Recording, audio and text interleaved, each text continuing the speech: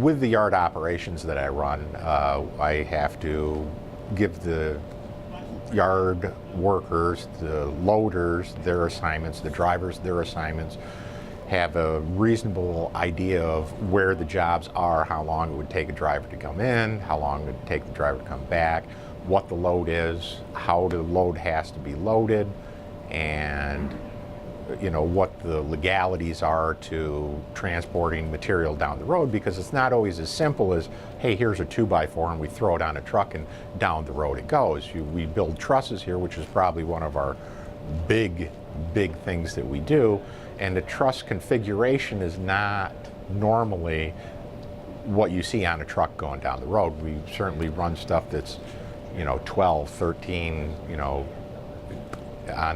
on the inside of 14 foot wide, which are escorted loads. So we have the capability of running large truss orders down the road, not just manufacturing them, but getting them to the job.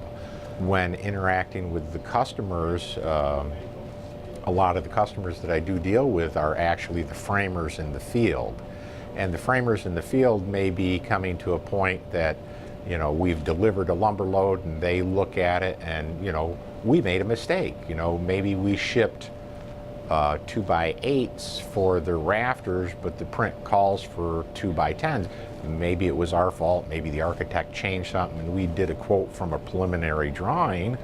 But the reality is, hey, I need these 2x10s, period. That's it. That's where the buck has to stop. So my job is to, okay, what's the most efficient way to get that to them? Do I have another load that's going there? Do I have, a truck that's sitting idle? I laugh.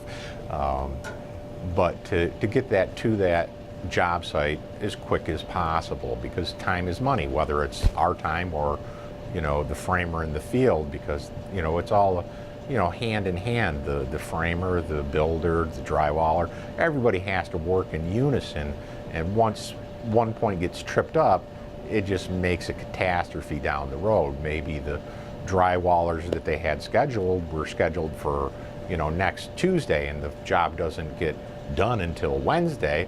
Well, that drywaller's not going to be standing around waiting for that job to come along. He's going to grab another job, and then he may be 2-3 days working on that job before he can come back.